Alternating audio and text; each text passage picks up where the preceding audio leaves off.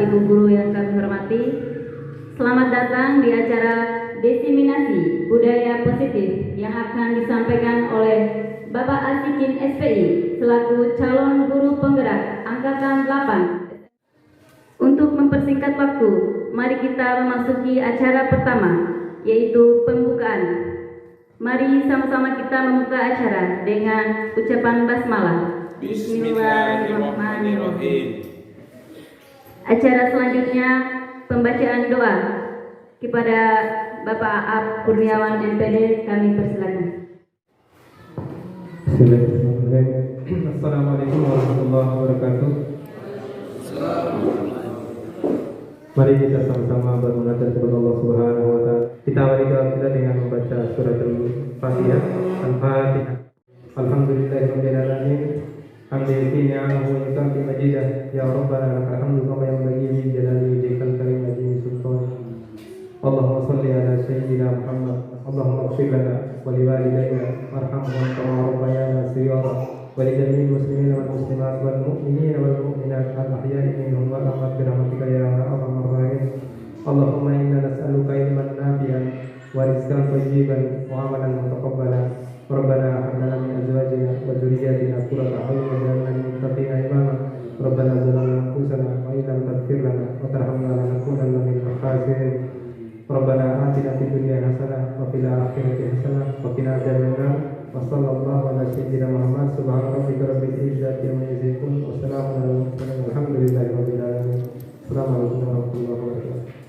Sambutan Kepala SMK Negeri 4 Kota Bima kepada Bapak Muhammad Suhud SPD, kami persilakan. Baik, bismillahirrahmanirrahim. Allahumma sholli ala Muhammad, Allahumma sholli ala Muhammad. Bapak Ibu, rekan-rekan semua yang berbahagia, yang pertama yang saya sampaikan adalah terima kasih Pak Asikin sudah merancang kegiatan ini sebagai referensi budaya positif. Budaya positif ini ada aura itu, ada aura di mana-mana ada budaya positif. Yang kedua, Bapak Ibu, suasana seperti ini seyogianya memang secara kelembagaan harus didukung. Secara personal sebagai kepala sekolah saya dukung. Secara personal kita semua harus didukung sesungguhnya. Karena apa? Saya pernah ada satu bukan juga quote, tapi ini bagian pernyataan yang sepertinya memang harus kita telaah secara mendalam bagi masing-masing kita. Saat ini mungkin Pak Asikin memerlukan kita ini, memerlukan kita untuk berbagi, bersinergi, berkolaborasi dalam melaksanakan kegiatan ini. Oleh sebab itu, maka kita clear bisa memenuhi. Ketika nanti kita membutuhkan peran juga dari Pak Asikin dalam hal ini, maka clear Pak Asikin juga akan memenuhi. Ada impal di sana, ada efek yang masing-masing bisa kita terima. Oleh sebab itu, harapan saya pribadi maupun pimpinan satuan pendidikan, hal-hal seperti ini mari sama-sama kita. Yang terakhir mungkin yang ingin saya sampaikan Bapak Ibu, bahwa yang kita harapkan memang ini adalah diseminasi, ini adalah penyampaian informasi awal seperti apa budaya positif itu. Ada beberapa yang sempat viral, yang sempat terkonfirmasi ke kita budaya positif yang dikembangkan di sekolah itu. Ada sekolah yang menerapkan ketika pulang itu harus berupa tiket pulang itu berupa genggaman di tangannya itu adalah bak sampah misalkan. Ada mungkin yang ketika datang itu harus menyampaikan ucapan salam dan seterusnya. Kalau tidak maka apa konsekuensinya. Ketika ketemu pun ada budaya-budaya positif seperti itu yang mungkin ini menjadi titik tolak kita yang harus kita kembangkan di sekolah. Jadi hari ini kita berbicara tentang budaya positif itu, maka kapan kita akan mengimplementasikan itu? Siapa yang akan mengimplementasikannya? Melainkan harus dimulai dari kita masing-masing, dari terutama calon penggerak ini, maka beliau harus mulai dari dirinya sendiri. Harus mulai dari dirinya sendiri. Ketika program ini basisnya basis sekolah, maka kepala sekolah harus memulai. Luar biasa macam-macam yang kita. Saya baru 2 minggu di tahun 2022-2023 ini, aura ketika berhadapan dengan si peserta didik ini luar biasa. Tetapi ini akan menjadi motivasi kita juga untuk mungkin ada yang salah di sisi kita. Terus kita perbaiki, terus kita bekerja sama untuk mengarahkan sampai kepada peserta didik pun muncul antusiasme untuk budaya positif. Kemarin saja kita sampaikan, katakanlah rambut dirapikan dan seterusnya belum terkonfirmasi, belum dilaksanakan. Sementara kita mau mengeksekusi pun ya butuh personil, butuh momentum, butuh apa segala macam yang sekiranya tidak menjadi bumerang bagi kita. Baringan ane dompo hongko misalnya timayana sekolah, kita sudah melakukan, padahal ketegasan keras, ketegasan sangat diperlukan, tapi jangan sampai menjadi buah si malakama bagi kita. Hukuman-hukuman yang kita berikan ke siswa hendaknya hukuman yang sifatnya konstruktif, tidak menjadi pemicu dari sikap mereka yang berikutnya. Luar biasa hari ini, mari sama-sama kita ikuti apa yang menjadi kegiatan Pak Asikin ini. Mudah-mudahan harapan kita semuanya bermanfaat bagi Pak Asikin sendiri, menjadi poin yang menjadi nilai tambah yang luar biasa bagi proses pendidikan guru penggeraknya, dan kita semua yang mengikuti ini pun mendapatkan pengaruh yang positif juga bagi kita ke depannya. Saya kira itu. Terima kasih. Wabillahi taufiq wal hidayah. Assalamualaikum warahmatullahi wabarakatuh. Kepada Bapak Muhammad Suhud SPD kami ucapkan terima kasih. Selanjutnya acara keempat yaitu penyampaian diseminasi budaya positif oleh Pak Asikin SPI. Kepadanya kami persilakan. Bismillahirrahmanirrahim. Assalamualaikum warahmatullahi wabarakatuh. Alhamdulillahi rabbil alamin, wassalatu wassalamu ala asyrafil anbiya'i wal mursalin sayyidina Muhammadin sallallahu alaihi wasallam wa ala alihi wa ashabihi ajma'in, amma ba'd. Rabbi shrah li sadri wa yassir li amri wahlul 'uqdatam min lisani yafqahu qawli. Yang kami hormati Bapak Kepala SMK Negeri 4 Kota Bima, Bapak Muhammad Suhud SPD. Yang kami hormati Bapak dan Ibu guru yang sempat hadir pada kegiatan diseminasi budaya positif ini. Puji syukur kita panjatkan kehadirat Allah Subhanahu wa taala yang mana pada pagi hari ini kita dapat bertemu di ruangan ini dalam rangka diseminasi positif yang insya Allah yang akan kami sampaikan sendiri nantinya. Shalawat dan salam kita persembahkan kepada junjungan alam Nabi besar Muhammad Sallallahu Alaihi Wasallam, Nabi akhir zaman, Nabi yang membawa umat manusia dari alam kegelapan menuju alam yang terang benderang. seperti yang kita rasakan saat ini. Semoga kita sebagai umatnya akan mendapatkan syafaatnya di akhir kiamat nanti. Amin ya rabbal alamin.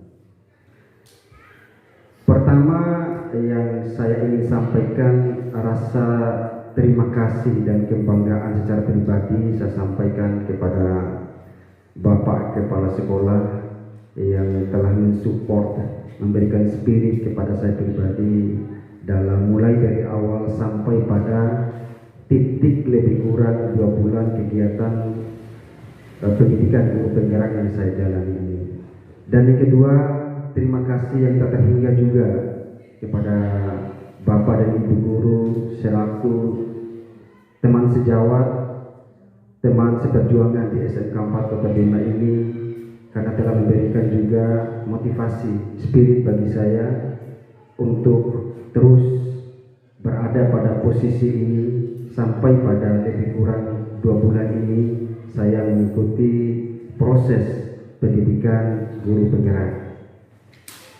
Bapak dan Ibu guru yang kami muliakan, hari ini sesuai dengan undangan pribadi saya pada 1 hari yang lalu, bahwa pada hari ini, pada hari Sabtu, saya akan melaksanakan diseminasi budaya positif sebagai implikasi apa yang saya dapatkan selama lebih kurang 2 bulan saat saya mengikuti kegiatan proses pendidikan guru penggerak ini mulai dari bulan Mei sampai insya Allah akan berakhir sampai akhir tahun ini.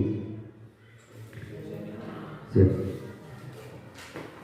Bapak dan Ibu guru yang kami muliakan, diseminasi budaya positif ini merupakan rangkaian dari materi ataupun modul yang saya dapatkan dari pendidikan guru penggerak, dan ini menjadi sebuah hal yang kami selaku calon guru penggerak untuk bisa mengimbaskan kepada kita semua, kepada teman-teman, bahwa seperti apa budaya positif itu. Baik Bapak dan Ibu, yang pertama mungkin di antara kita semua mungkin ada yang bertanya-tanya apa itu diseminasi, mungkin masih asing. Mungkin saya ingin menyampaikan, diseminasi itu adalah penyampaian informasi. Jadi insya Allah penyampaian informasi dalam hal budaya positif ini akan saya sampaikan kepada Bapak dan Ibu. Semoga ini menjadi energi positif juga bagi kita semua dalam rangka membangun komunitas sekolah kita ini agar sama-sama saling mendukung, saling mensupport untuk memberikan teladan kepada peserta didik, terutama ketika kita berada di kelas. Itu yang pertama. Nah, Bapak Ibu, ada pertanyaan pemantik. Nah, setuju atau tidak setuju? Yang pertama, hukuman dapat mendisiplinkan anak. Yang kedua, pemberian hukuman dengan hal positif seperti membaca atau membersihkan halaman sekolah dapat meningkatkan disiplin anak. Yang ketiga, memberi penghargaan dapat meningkatkan motivasi belajar anak. Nah, ini merupakan bagian dari pertanyaan yang pemantik ya, untuk menggugah hati kita seperti apa ketika kita ingin memberikan solusi terhadap permasalahan yang terjadi pada peserta didik yang kita hadapi setiap hari ini, baik di kelas maupun di lingkungan sekolah. Nah, adapun topik Bapak Ibu guru yang saya ingin sampaikan secara gamblang nanti ke depannya. Yang pertama, apa itu disiplin positif dan nilai-nilai kebajikan universal. Yang kedua, ada namanya teori motivasi, hukuman, penghargaan, dan restitusi. Yang ketiga, ada namanya keyakinan kelas. Yang keempat, kebutuhan dasar manusia dan dunia berkualitas. Yang kelima, ada namanya restitusi, 5 posisi kontrol kita sebagai guru. Jadi nanti ada penjelasan nanti. Yang terakhir ada namanya restitusi segitiga. Nah, baik untuk lebih elegannya kita mungkin yang pertama ada namanya Bapak Ibu perubahan paradigma teori kontrol, teori pilihan ilustrasi kontrol. Jadi ini merupakan paradigma teori yang mungkin sudah disampaikan oleh para ahli ya, bahwa ilusi guru mengontrol murid. Apa maksudnya ilusi guru mengontrol murid ini? Gambaran kita. Jadi angan-angan kita, jadi apa yang ada di pikiran kita itu ketika bagaimana cara mengontrol murid. Itu yang pertama. Sama dengan diksi ini, ilusi bahwa kritik dan membuat orang merasa bersalah dapat menguatkan karakter. Yang ketiga, ilusi bahwa semua penguatan positif, efektif, dan bermanfaat. Ilusi bahwa orang dewasa memiliki hak untuk memaksa. Nah, ini Bapak Ibu. Nah, ada namanya perubahan paradigma ini, ada stimulus respon teori kontrol atau teori pilihan. Siapa sesungguhnya yang memiliki kontrol itu? Nah, ini yang menjadi seperti pertanyaan pemantik tadi. Ada namanya stimulus respon, ada namanya teori kontrol. Apa itu stimulus kontrol? Jadi stimulus kontrol itu sebuah rangsangan yang muncul di dalam diri kita, bahwa ketika kita merespon sesuatu yang dapat yang kita lihat, yang kita dengar, yang kita rasakan. Nah, itu namanya stimulus respon. Yang pertama kita coba bahas di sini. Kita mencoba mengubah orang agar berpandangan yang sama dengan kita. Nah, ini bagaimana kita mencoba apa yang kita sampaikan kepada orang lain, bahwa apa yang pendapat kita itu agar sama dengan pendapat kita. Nah, itu adalah bagian dari stimulus respon. Nah, apa teorinya? Teori kontrolnya, kita berusaha memahami pandangan orang lain tentang dunia.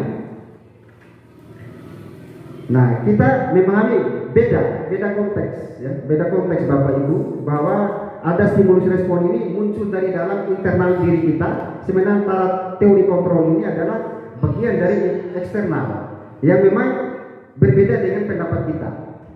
Itu yang pertama. Yang kedua, perilaku buruk terhadap dilihat sebagai suatu kesalahan. Nah, teori kontrolnya apa? Semua perilaku memiliki tujuan. Nah, artinya bahwa semua makhluk hidup ya memiliki tujuan masing-masing sesuai dengan kodratnya, sesuai dengan kodrat yang ada pada hati dan jiwanya. Nah, ini penting untuk kita bedakan apa itu stimulus respon dan apa itu teori pilihan tadi. Yang ketiga, orang lain bisa mengontrol saya. Nah, arti ini bayangannya.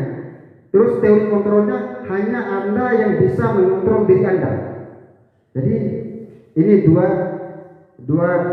pandangan yang berbeda. Yang selanjutnya, saya bisa mengontrol orang lain. Anda tidak bisa mengontrol orang lain. Ya, kita kembali kepada pribadi kita. Nah, ini maksud daripada paradigma stimulus respon ini. Begitupun dengan kalimat di bawahnya, pemaksaan ada pada saat bujukan gagal. Jadi ketika kita merasa untuk merayu kepada sesuatu sampai memunculkan timbul sebuah pemaksaan. Nah, ini akibat muncul daripada stimulus respon yang ada pada diri kita. Sementara teori kontrolnya itu bisa kita lakukan kolaborasi. Bisa kita lakukan kolaborasi. Kita tidak bisa ya mengklaim bahwa diri kita ini berkuasa ya terhadap apa yang orang lain. Artinya kita tidak bisa memaksakan kehendak.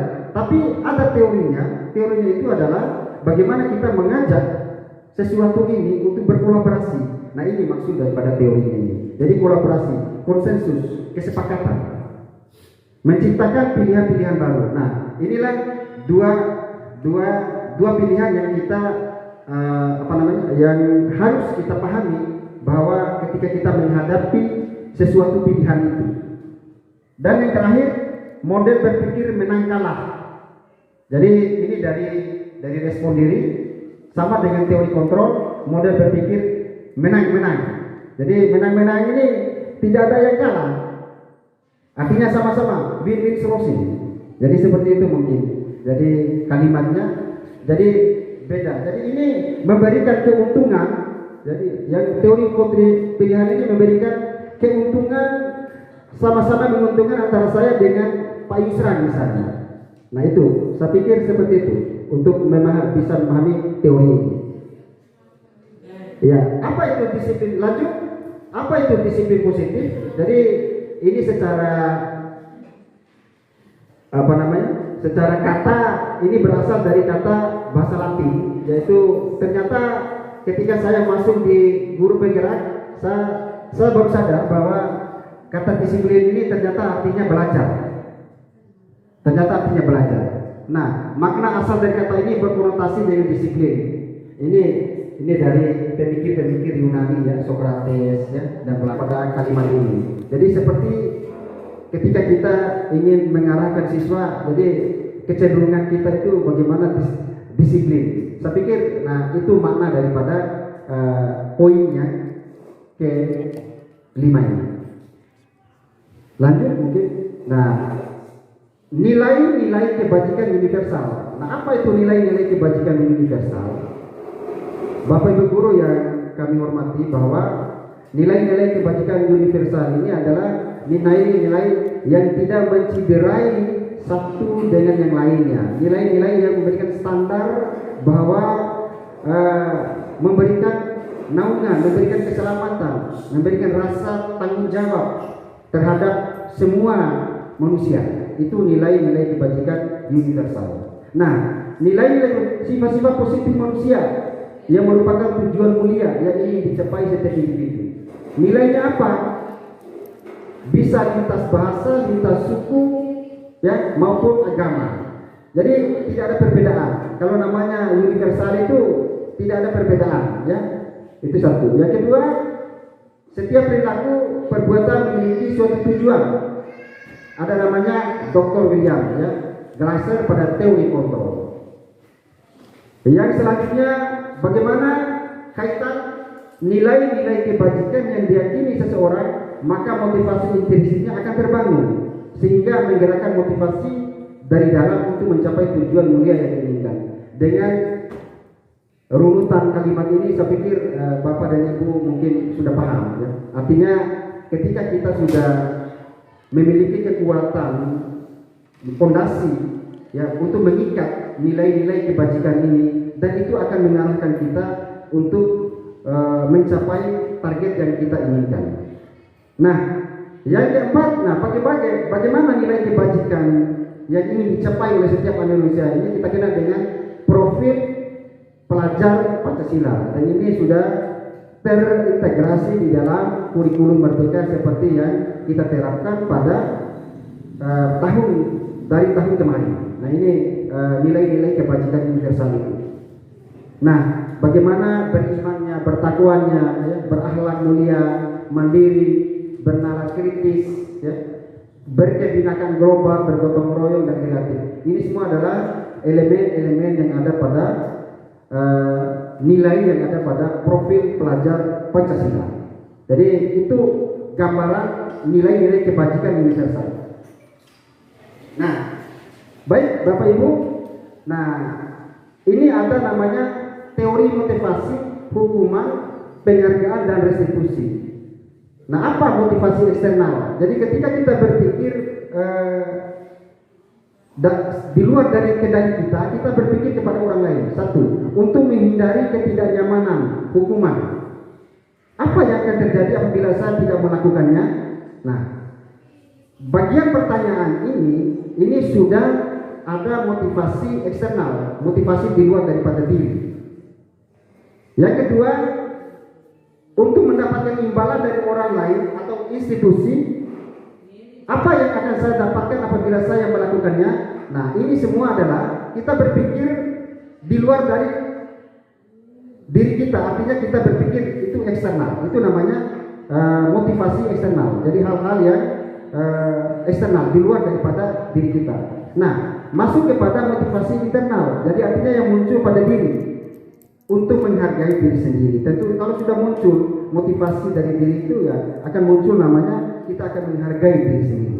Yang kedua, saya akan menjadi orang yang seperti apa bila saya melakukannya. Nah, ini juga memberikan pengaruh terhadap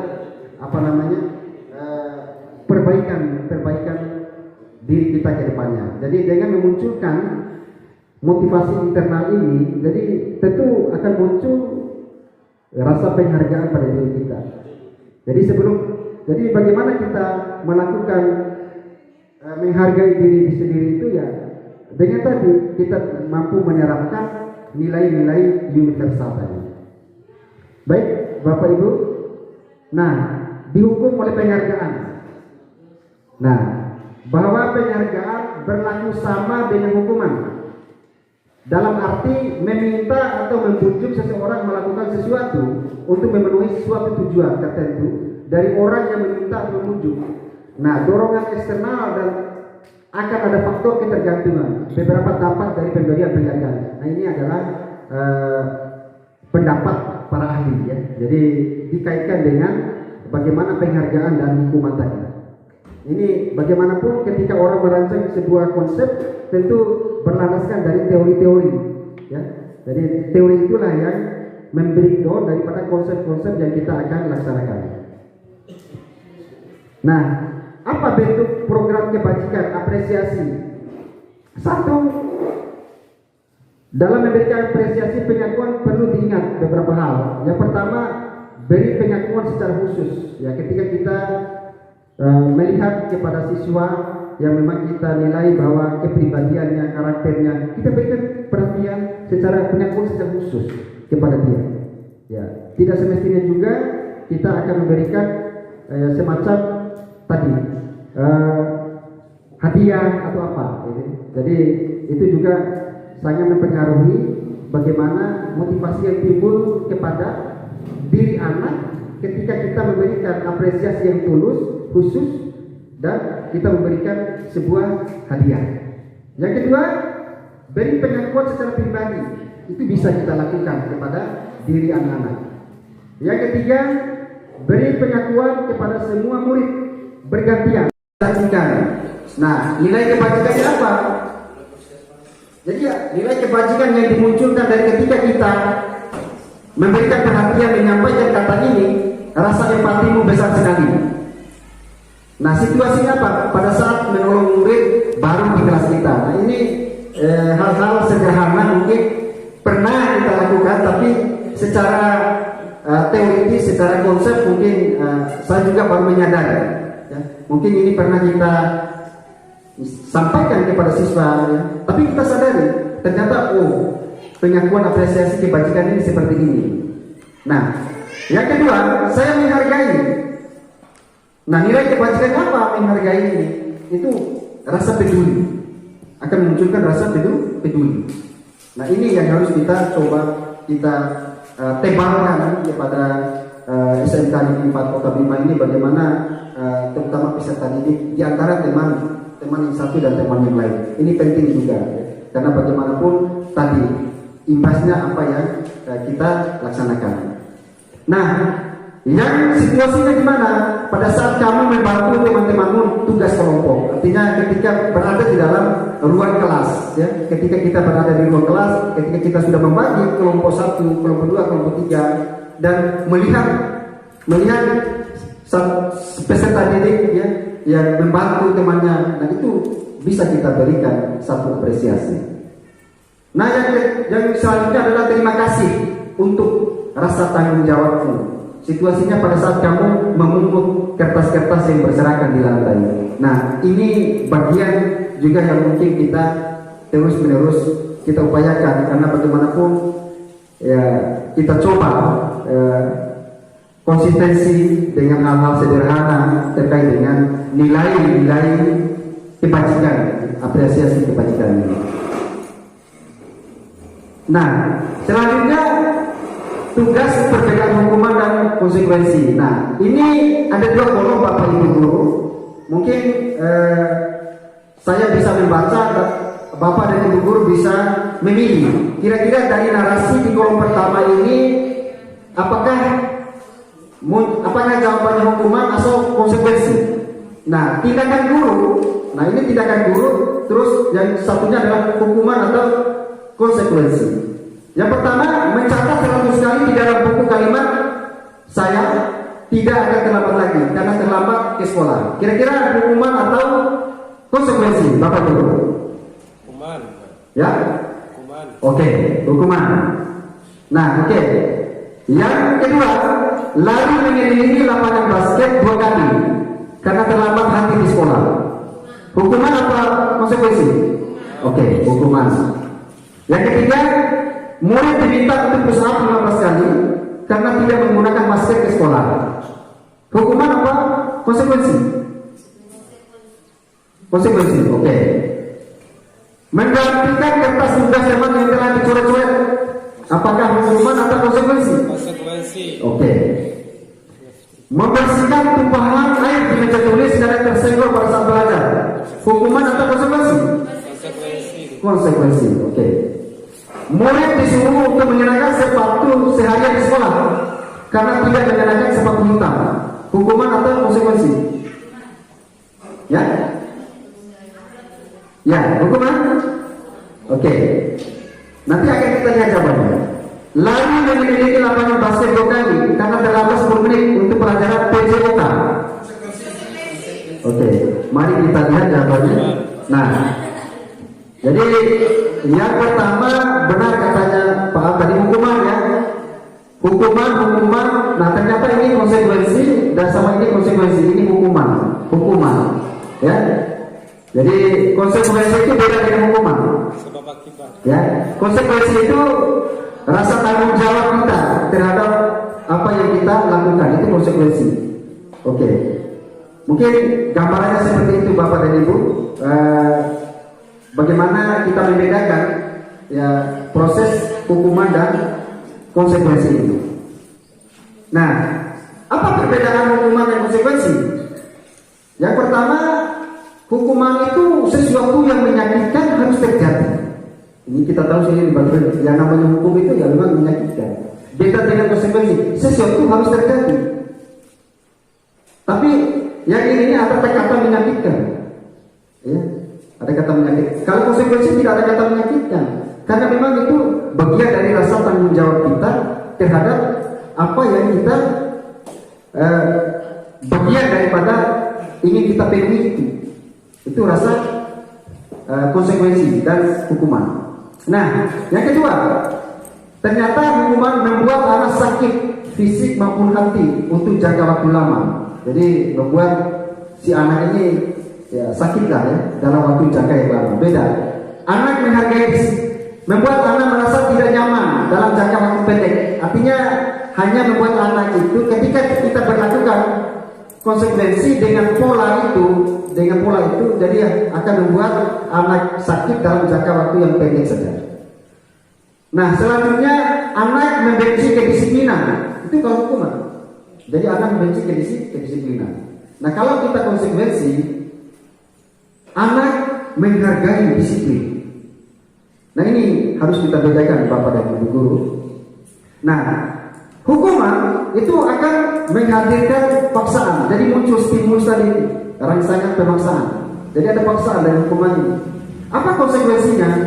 Stimulus tanggapan, ya. Stimulus tanggapan. Jadi ada respon tanggapan. Nah, hukuman mendorong anak menyakiti diri sendiri. Jadi anak itu ya, akan merasa bersalah, tentunya dia merasa bersalah. Nah, beda dengan konsekuensi. Karena konsekuensi itu ya, tidak saklek lah ya. Jadi ada ruang bagi kita itu untuk mengubah cara berpikir, pola pikir anak. Yang selanjutnya mendorong anak agar mudah menyesuaikan diri. Jadi anak itu bisa menyesuaikan diri ketika kita menerapkan konsekuensi ini. Nah, yang hukuman konsep diri yang buruk. Nah, ini konsep diri yang buruk. Konsep diri yang baik, konsep diri yang baik. Anak belajar untuk menyembunyikan kesalahan. Ini kalau hukuman. Terus konsekuensi anak belajar untuk mematuhi peraturan. Nah, Yang terakhir, marah, merasa bersalah, dipermalukan, merasa tak dihargai. Ini kalau kita terapkan hukuman. Sementara konsekuensi itu kehilangan hak, dibuat tidak nyaman, diasingkan untuk sementara. Jadi inilah pandangan para ahli terkait dengan bagaimana kita menerapkan hukuman dan konsekuensi. Nah, kembali sekarang kita masuk kepada restitusi. Ini pernah saya sampaikan kepada beberapa teman, ya. Jadi Pak Agus, Pak Yusra, ya. Bagaimana apa itu restitusi?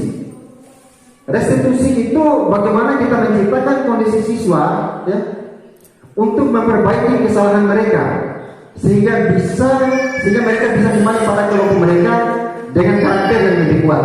Ini namanya restitusi. Jadi kembali. Jadi berasal dari kata re, jadi kembali. Jadi bagaimana mengembalikan kondisi jiwa siswa itu ketika siswa itu melakukan kesalahan. Ini pentingnya restitusi. Nah, restitusi juga merupakan proses kolaborasi. Jadi tidak hanya berdiri sendiri. Jadi tidak hanya dilakukan oleh guru sendiri, tapi kolaborasi dengan teman-teman yang lain. Nah, mengajarkan murid untuk mencari solusi untuk masalah mereka dan membantu murid berpikir tentang orang seperti apa yang mereka ingin menjadi tujuan mulia dan bagaimana mereka harus memperlakukan orang lain. Ini pendapatnya para ahli Gosen 2024, ya. Jadi bukan, ini sudah jadikan teori, ya. Oke. Nah, apa ciri-ciri restitusi? Satu, bukan untuk menebus kesalahan, namun untuk belajar dari kesalahan. Ya. Yang kedua, bisa memperbaiki hubungan. Yang ketiga, tawaran bukan paksaan. Restitusi menuntut untuk melihat ke dalam diri, artinya lebih kepada bagaimana introspeksi diri. Restitusi mencari kebutuhan dasar yang mendasari tindakan. Ya. Jadi ini kebutuhan seperti apa yang siswa inginkan, gitu ya. Restitusi diri adalah cara yang paling baik. Restitusi fokus pada karakter, bukan pada tindakan. Jadi ini sesuai dengan apa yang kita inginkan. Jadi mewujudkan karakter siswa yang bertalenta seperti visi SMK Negeri 4 Kota Bima kita. Nah, restitusi fokus pada karakter, benar. Restitusi fokus pada solusi. Jadi memberikan jalan keluar, ya, bukan hambatan, ya. Yang terakhir, restitusi mengembalikan murid yang berbuat salah pada kelompoknya. Bagaimana restitusi ini memberikan penguatan, ya, menyadari kesalahannya sehingga dia menguatkan kembali karakternya untuk, ya, dia bisa kembali kepada teman-temannya yang lain. Keyakinan kelas yang mungkin pernah saya singgung kepada teman-teman, ya, bagaimana keyakinan kelas itu, nah bagaimana hubungan, apa keyakinan kelas, apa kesepakatan kelas, bagaimana budaya positif, bagaimana lingkungan sekolah. Nanti ada irisan-irisan ini yang tidak bisa kita pisahkan ketika kita ingin melakukan keyakinan kelas, melaksanakan keyakinan kelas di dalam sekolah. Yang pertama, mengapa tidak peraturan saja? Mengapa harus keyakinan kelas? Ini menjadi pertanyaan roda dua. Yang ketiga, mengapa kita memiliki peraturan harus datang kembali ke nilai-nilai keyakinan? Yang terakhir, yang selanjutnya, keyakinan lebih menggerakkan seseorang dibandingkan mengikuti serangkaian peraturan-peraturan. Cakrawala berpikir kita mungkin, ya, bagaimana kita coba perlahan, ya, step by step, mungkin kita akan coba untuk menerapkan seperti apa keyakinan kelas. Nah, ini lingkaran, ya. Di dalam lingkaran ini mohon maaf, ini peraturan kelas, ya. Jadi tidak nampak, ya, karena ya, oke. Ini peraturan kelas, keyakinan kelas, lingkungan positif dan budaya positif. Jadi memulai dari peraturan. Ketika kita sudah membuat peraturan kelas, baru kita rubah kata-kata atau kalimat peraturan kelas itu menjadi keyakinan kelas dengan berdasar kepada nilai-nilai kebajikan universal. Nah, itu mungkin yang harus kita coba pahami. Kita sudah membuat peraturannya. Jangan ribut di dalam kelas, satu peraturan. Nah, kira-kira dari jangan ribut di dalam kelas ini apa bentuk kalimat keyakinan kelasnya?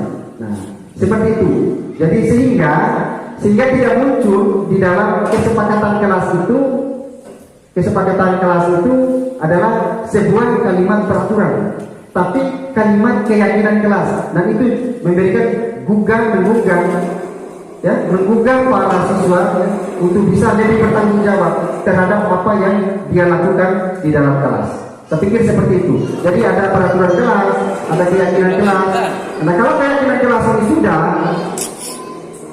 disepakati, dan itu akan ada terbangun komunitas atau lingkungan positif, sehingga melahirkan budaya positif di lingkungan sekolah kita ini. Itu rentetan daripada keyakinan kelas. Aus mewarna umum ini? Yang ini peraturan kelas. Ya. Di Loeda. Iya. Jadi saya bacakan peraturan kelas, keyakinan kelas, lingkungan kelas, budaya positif. Ya. Jadi seperti bola. Jadi dia akan membesar. Ketika inti bola itu kita kuatkan, jadi dia akan membesar. Bapak dan Ibu yang kami hormati, jadi contoh kesepakatan kelas ini adalah ini, saling menyayangi, semangat. Nah, itu kata-kata universal, tanggung jawab, kejujuran, komitmen, kebersamaan, terus keselamatan. Nah, itu kata-kata nilai-nilai kebajikan universal yang harus kita cocokkan di dalam ketika kita membuat kesepakatan kelas atau peraturan kelas tadi. Dan itu kita jadikan keyakinan kelas. Ya. Nah, apa yang saya lakukan kemarin karena saya upload itu baru kesepakatan, belum saya buat keyakinannya. Jadi masih ada tahapannya lagi. Itu misalnya kata jangan tidak masuk kembali di dalam kelas. Nah, kira-kira kata-kata apa yang cocok kita tempatkan untuk menyesuaikan dengan peraturan yang kita buat. Nah, itu maksud daripada keyakinan kelas itu. Jadi sumbernya apa? Sumbernya adalah nilai-nilai kebajikan yang universal tadi. Apa nilai-nilai kebajikan tadi? Tadi lagi rasa tanggung jawab, keselamatan, ya. Jadi semangat, kebersamaan. Jadi itu kata-kata universal. Bapak dan Ibu yang kami hormati. Nah, ini contohnya ini peraturan keyakinan kelas. Selalu kembalikan buku ke tempatnya. Ini kan peraturan. Yang kedua, dilarang mengganggu orang lain. Hadir di sekolah 15 menit sebelum pembelajaran dimulai. Dilarang melakukan kekerasan. Dilarang menggunakan narkoba, bergantian atau menunggu giliran. Jangan berlari di kelas atau koridor. Nah, seperti apa narasi ataupun kalimat yang cocok untuk kita tempatkan sebagai keyakinan kelas? Nah, ya, selalu kembalikan buku ke tempatnya. Berarti ada rasa tanggung jawab yang dimiliki oleh siswa. Ada nilai tanggung jawabnya. Satu. Yang kedua, dilarang mengganggu orang lain. Berarti apa kata universalnya? Berarti untuk kita masukkan ke keyakinan kelas itu ada menghormati orang lain. Yang ketiga, hadir di sekolah tadi, menghormati orang lain, berkomitmen. Nah, ini kan kata-kata kebajikan tadi. Yang selanjutnya, dilarang melakukan kekerasan. Berarti ada keselamatan, ada menghormati orang lain. Dilarang menggunakan narkoba. Berarti kata kebajikan universalnya adalah kesehatan. Jadi bagaimana kita menjaga kesehatan. Bergantian atau menunggu giliran, menghormati orang lain atau bersabar. Ya. Nah, itu juga bagian dari keyakinan kelas. Jangan berlari di kelas atau koridor. Keselamatan atau keamanan. Nah, ini contoh-contoh saja Bapak dan Ibu guru. Kalaupun nanti ada peraturan-peraturan yang lain, ya itu mungkin bisa kita konversikan kepada keyakinan yang tepat, mungkin yang pas, ya, untuk kita buat sebuah keyakinan kelas. Nah, pada dasarnya kembali kepada kebutuhan dasar manusia. Bapak dan Ibu, jadi makhluk hidup terutama manusia itu ada kebutuhan dasarnya. Jadi kebutuhan utama dari manusia ini, termasuk kita ini. Yang pertama ada namanya kebutuhan kasih sayang dan rasa diterima. Nah ini kebutuhan dasar kita, moral kita. Jadi tanpa kita sadari ini penting bahwa kita itu butuh juga kasih sayang. Yang kedua kesenangan. Ya. Mungkin tidak ada manusia yang tidak membutuhkan kesenangan. Ya. Walaupun dia akan pergi sendiri di pantai, tentu dia akan mencari kesenangan. Nah itu adalah sifat kodrati manusia. Karena itu adalah kebutuhan dasar manusia. Yang ketiga kebebasan. Yang minimal makhluk hidup itu ingin kebebasan, tidak ingin dipasu hak-haknya. Jadi itu naluri yang ada pada diri manusia. Terus yang ketiga, yang keempat adalah penguasaan. Saya pikir tanpa kita sadari juga akan muncul naluri ataupun kodrat itu penguasaan. Ya, itu tanpa kita sadari. Nah, yang terakhir adalah bagaimana makhluk hidup kita ini bertahan hidup, survive. Nah ini tidak bisa dipisahkan dari ini kebutuhan dasar daripada manusia. Selanjutnya, nah ini masuk kepada guru. Nah, 5 posisi kontrol guru. Nah, Bapak dan Ibu, ada 5 posisi kontrol guru ini. Yang pertama adalah ada guru sebagai penghukum, ada guru sebagai pembuat orang merasa bersalah, ada guru sebagai teman, ada guru sebagai pemantau, ada guru sebagai manajer. Dan ini menurut teori. Ya. Jadi yang pertama identitas gagal, kontrol dari luar. Jadi ketika kita dicap sebagai posisi guru sebagai penghukum, pembuat orang merasa bersalah, kita cenderung menghindari hukuman. Jadi cenderung kita menghindari hukuman. Nah, beda dengan yang ini, posisi teman atau pemantau, dia lebih kepada mengharapkan imbalan atau ketergantungan pada orang lain. Ketika kita posisi kontrol kita sebagai teman atau pemantau. Nah, yang terakhir ini adalah posisi kontrol kita sebagai manajer. Nah, menurut yang saya dapatkan Bapak dan Ibu guru, posisi kontrol yang paling bagus dari 5 kontrol ini adalah posisi manajer. Kenapa posisi manajer? Karena posisi manajer itu lebih kepada mencari solusi, tidak menyalahkan orang lain, dia mampu menghargai diri sendiri. Ya. Ketika kita melakukan segitiga restitusi, penyelesaian terhadap siswa yang bermasalah, jadi posisi kontrol kita sebagai manajer inilah yang harus kita tunjukkan kepada ketika kita menyelesaikan masalah. Bukan posisi kita hukum, bukan posisi kita sebagai pembuat orang merasa bersalah. Sekali mengatakannya, ibu stres, nah, ternyata itu membuat orang merasa bersalah. Kalau guru berkata, teman, ayolah lakukan demi ibu, masa depan, masa kamu tidak mau. Ingat, tidak ibu pernah bantu.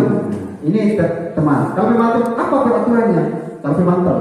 Nah, kalau manajer, apa yang kita yakini, apa yang bisa kau kerjakan untuk memperbaiki masalah ini?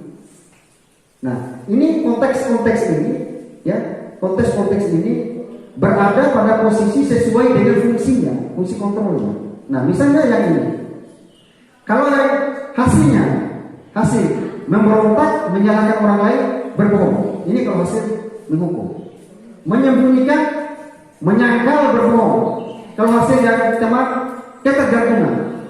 Yang pemantau menyesuaikan diri bila diawasi.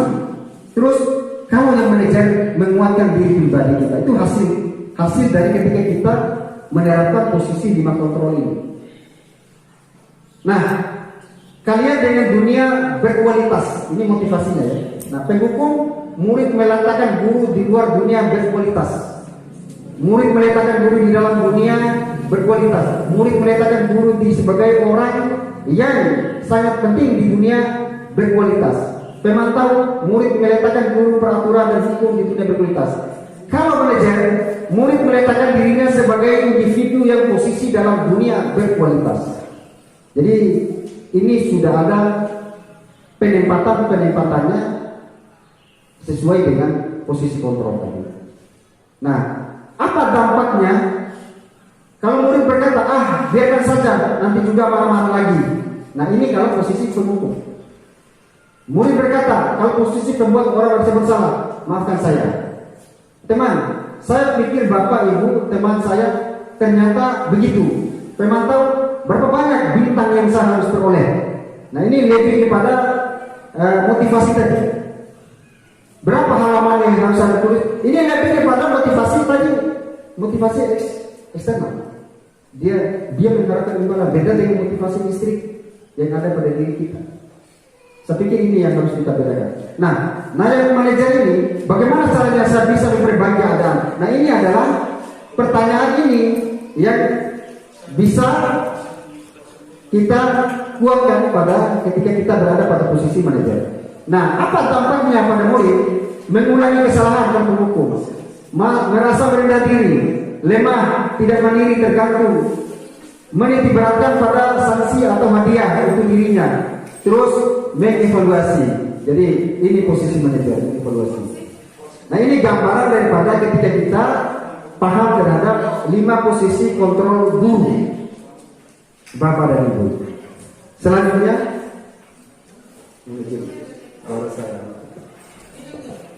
Ya. Silakan break dulu.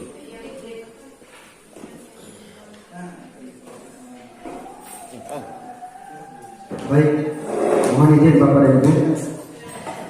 Ya, saya melanjutkan. Nah, tadi ini saya sudah bacakan tadi ya, contoh tadi sama saja sebenarnya ya. Pernyataan siapa yang menyatakan. Nah, ini kalau yang menyatakannya manajer. Ini yang menyatakan manajer. Bagaimana kamu bisa menyelesaikan masalah ini? Nah, dia mencoba untuk mencari solusi terhadap apa yang ada. Nah, selanjutnya tadi, masuk kepada segitiga restitusi bapak dan ibu. Nah, ini kemarin saya sudah membuatkan video, video bagaimana siswa melakukan kesalahan dan saya selaku mengambil posisi sebagai posisi manajer, posisi guru sebagai posisi manajer, mencoba untuk memberikan penguatan kembali, melakukan restitusi terhadap siswa yang melakukan kesalahan. Ya. Nah, yang pertama, apa itu segitiga restitusi? Nah, segitiga restitusi ini adalah yang pertama, bagaimana kita bisa menstabilkan identitas. Apa itu menstabilkan identitas? Menstabilkan identitas itu adalah bagaimana kita berkomunikasi dengan peserta didik yang dianggap pembuat kesalahan dan dipanggil oleh guru, sehingga kita mencoba untuk menelusuri, mencari informasi seperti apa yang disampaikan oleh dia. Nah, ini baru menstabilkan. Nah, setelah itu baru ada yang namanya validasi kebutuhan atau kesalahan. Jadi apakah benar? Valid enggak dia ini memberikan informasi salah atau benar? Nah, ini namanya yang tahap kedua. Terus tahap yang ketiga adalah ada namanya menanyakan keyakinan. Nah, kenapa ada hubungannya dengan keyakinan kelas? Karena keyakinan kelas inilah sebagai dasar kita ketika kita melakukan pola pendekatan segitiga restitusi terhadap siswa yang dianggap bermasalah. Itu poinnya. Nah, nilai-nilai apa yang telah kita sepakati? Kamu ingin menjadi orang seperti apa? Kamu bukan satu-satunya yang pernah melakukan ini. Setiap orang pasti pernah melakukan kesalahan. Adakah cara yang lebih efektif untuk mendapatkan apa yang kamu butuhkan? Kamu tentu punya alasan mengapa melakukan hal itu. Nah, pertanyaan-pertanyaan ini sesuai dengan posisi daripada yang pertama, menstabilkan identitas, menanyakan kesalahan dan memvalidasi kesalahan. Yang ketiga adalah menanyakan keyakinan kelas. Ini segitiga restitusi. Nah, apa itu menstabilkan identitas? Bapak dan Ibu, untuk membuat anak yang merasa gagal karena berbuat salah menjadi positif terhadap diri. Ini fungsi menstabilkan identitas. Sehingga bagaimana kita munculkan pikiran positif yang ada di siswa itu, jangan sampai dia membuat dendam kepada temannya ketika dia melakukan kesalahan. Ya, guru berkata, berbuat salah itu hal yang manusiawi, tidak ada manusia yang sempurna. Bapak Ibu juga buat salah. Kita pasti bisa menyelesaikan permasalahan ini. Bapak Ibu tidak tertarik untuk mencari tahu siapa yang benar, siapa yang salah. Bapak Ibu lebih tertarik untuk menyelesaikan masalah. Ini poinnya. Kalau kamu menyalahkan dirimu sendiri terus-menerus, apakah kamu bersikap baik pada dirimu sendiri? Nah, ini adalah bagian daripada menstabilkan identitas. Oke? Validasi kebutuhan. Membantu murid mengenali basic need, kebutuhan dasar yang ingin dipenuhinya ketika melakukan kesalahan itu. Jadi ini fungsinya, bagaimana kita mengenali pribadi siswa itu untuk mengatasi kebutuhan yang ingin dia capai. Pada dasarnya setiap tindakan manusia tujuannya adalah memenuhi basic needs. Apa itu power, freedom, love, belonging, fun, and survival tadi. 5 kebutuhan dasar. Jadi 5 kebutuhan dasar. Guru berkata, ini terkait dengan validasi. Kamu bisa saja akan melakukan hal yang lebih buruk, tapi kamu tidak melakukannya. Kamu pasti punya alasan mengapa melakukannya. Apa yang penting bagi kamu? Kamu boleh tetap berusaha menjaga sikap itu, tapi tambahkan sikap yang lain, yang baru. Maukah kamu belajar cara lain untuk mendapat yang kamu butuhkan tanpa harus memukul? Apakah kamu bisa melakukan dengan lebih baik besok lagi? Nah, ini. Jadi kalimat-kalimat pertanyaan ini masuk pada kategori validasi kebutuhan. Nah, yang terakhir menanyakan keyakinan. Keyakinan apa? Keyakinan kelas yang kita sepakati tadi. Inilah poin kita ketika kita sudah melakukan keyakinan kelas. Kita tidak akan bisa melakukan restitusi, segitiga restitusi tanpa memulainya dengan keyakinan kelas. Karena itulah sebagai dasar kita untuk membackup, ya, untuk menyadarkan peserta didik ketika dia melakukan kesalahan. Itu pentingnya. Guru berkata, nah, menanyakan keyakinan kelas. Anak melihat kesalahannya dihubungkan dengan norma sosial dan nilai-nilai yang mendasari manusia berinteraksi dengan orang lain. Guru berkata, apa nilai yang kita percaya di kelas sekolah kita? Nilai-nilai universal apa yang kita sepakati? Kelas yang ideal itu seperti apa sih? Kamu ingin jadi anak seperti apa? Apa yang kamu rasakan ketika kamu melakukan itu? Kamu menjadi orang yang seperti apa? Nah, ini adalah pertanyaan untuk memberikan penguatan karakter kepada peserta didik. Bapak dan Ibu, sudah 30 slide saya sampaikan ini. Mudah-mudahan Bapak dan Ibu bisa apa yang saya bagikan ini ya bisa memberikan pemahaman yang baru mungkin kepada Bapak dan Ibu.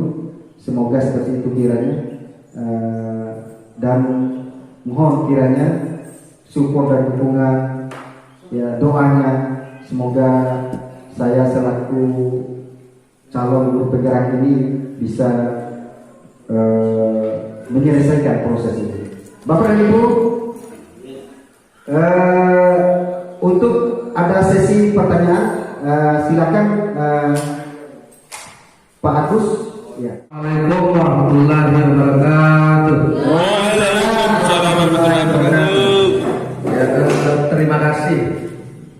Pertama dan utama sekali, saya secara pribadi mengapresiasi Pak Sigit sebagai salah seorang guru, sahabat, teman yang mengikuti pendidikan guru penggerak. Insya Allah dukungan dan doa kami untuk menjadi guru penggerak mudah-mudahan terwujud. Kita beri aplaus dulu buat Pak Sigit. Anda sudah luar biasa memaparkan seperti yang Anda sampaikan tadi, bahwa di awal-awal ada pertanyaan pemantik itu yang disampaikan oleh Pak Sigit sebagai narasumber. Cuma di dalam tampilan ini sudah sampaikan ada 30-an slide ya. 30-an slide disampaikan kepada kita. Semestinya, nah mulai sudah ya. Karena yang ingin disampaikan itu adalah dengan menayangkan PowerPoint, slide PowerPoint. Jadi kalau bisa poin-poinnya saja lah yang disampaikan. Jadi diringkas poin-poinnya saja. Kemudian yang kedua adalah, dan yang kita terapkan lebih banyak prakteknya Pak daripada teori. Nah artinya teori itu kan sifatnya ada timbal balik antara peserta didik dengan guru. Itu yang terjadi adalah di dalam kelas. Nah sementara aktivitas kita di SMK jarang sekali kita beraktivitas di dalam kelas. Lebih banyak di bengkel, kemudian mengarah kepada kita bagaimana mengadakan kegiatan di sekolah itu seakan-akan membawa peserta didik itu berada di lingkungan industri. Nah ini mungkin kepada Pak Sikin dan kepada kita semua harus melakukan penyesuaian dari teori-teori ini, sehingga bagaimana ketika kita memberikan pemahaman kepada peserta didik, bagaimana kita memberikan motivasi kepada peserta didik yang mengarah kepada pemikirannya bagaimana menghadapi dunia industri. Jadi demikian yang bisa saya sampaikan. Semangat Pak Sikin, sukses. Terima kasih atas kesempatan yang diberikan kepada kami. Wassalamualaikum warahmatullahi wabarakatuh. Waalaikumsalam warahmatullahi wabarakatuh. Ini luar biasa apa yang disampaikan oleh Pak Agus tadi terkait dengan beliau mencoba untuk melihat dari perspektif yang lain terkait dengan apa yang saya sampaikan ini. Itu juga bagian dari masukan saran yang luar biasa bagi saya untuk memperbaiki ke depannya. Nah, sekali lagi terima kasih Pak Gus untuk masukan dan sarannya. Mungkin ada yang lain untuk menyampaikan. Assalamualaikum warahmatullahi wabarakatuh. Kalau menurut saya diseminasi budaya positif ini sudah luar biasa yang disampaikan oleh kawan kita. Dan yang saya bacakan tadi atau saya lihat di paparan Pak Sikin itu, pertama adalah bagaimana pembentukan budaya positif. Kemudian mengapa budaya positif itu ditanamkan di sekolah. Ini perlu ada harinya yang saya katakan oleh saya maksud saya. Kemudian bagaimana cara membangun budaya positif di sekolah. Ini Pak Sikin juga sudah melakukan di dalam kelas, termasuk membuat kesepakatan bersama. Saya baca di beberapa WA yang disampaikan Pak Sikin, itu luar biasa itu. Berterima kasih pada Pak Sikin, luar biasa paparan Pak Sikin terhadap hari pagi ini, bahwa kita mendapat ilmu baru itu dari guru penggerak angkatan ke-8. Terima kasih. Wassalamualaikum warahmatullahi wabarakatuh. Waalaikumsalam warahmatullahi wabarakatuh. Terima kasih kepada senior Pak Jahari SH yang telah memberikan spirit semangat kepada saya. Memang kalau kita lihat teori-teori yang dipaparkan itu sangat berguna untuk sekolah kita. Jadi pertanyaan saya untuk Pak Sikin, bagaimana cara kita membangun sesuai dengan teori-teori tadi untuk diaplikasikan di sekolah kita. Cara kita mengaplikasikan teori tadi bagus-bagus. Kalau kita praktekkan di sekolah kita, insya Allah sekolah kita akan maju dan berkembang sesuai dengan harapan dan dicita-citakan oleh pemerintah kita. Itu aja Pak Sikin. Bagaimana cara kita sebagai guru penggerak Pak Sikin untuk mengawal kita yang belum menjadi guru penggerak nanti, membangun sekolah kita untuk menjadi sekolah yang lebih baik, unggul dan sesuai dengan moto sekolah kita, sekolah yang bertalenta. Demikian. Assalamualaikum warahmatullahi wabarakatuh. Waalaikumsalam warahmatullahi wabarakatuh. Pertanyaan luar biasa dari Pak. Jadi pertanyaannya bagaimana yang saya lakukan ya, ketika untuk mengimplementasikan sesuai dengan harapan kita bersama budaya positif ini. Yang pertama ya sesuai dengan ada poin di peran dan nilai guru penggerak itu ada ambil itu bagaimana kolaborasi. Jadi kolaborasi yang di sini adalah saya tidak bisa bergerak sendiri. Walaupun saya mungkin dianggap oleh teman-teman sudah berada pada wilayah ini, tapi saya harus bisa berkolaborasi dengan terutama kepala sekolah, teman-teman guru, siswa, dan nilai kolaborasi yang saya harus berkuat di sini adalah membangun motivasi bersama. Jadi mengajak teman-teman berdiskusi itu lebih banyak diskusi membangun mencari sesuatu konsep yang bagus ya, sesuai dengan yang diarahkan. Itu satu poin. Terus yang kedua adalah ya tetap memberikan sebuah keteladanan kiranya, mungkin contoh yang baik. Jadi artinya ketika saya sudah memulai dengan ini, ya tentu saya harus menyampaikan, menunjukkan hal-hal yang memiliki nilai budaya yang positif, Pak. Jadi saya pikir seperti itu. Jadi saya mungkin tidak bisa hanya menyampaikan secara teoritis begini, ya terkait dengan apa yang saya dapatkan.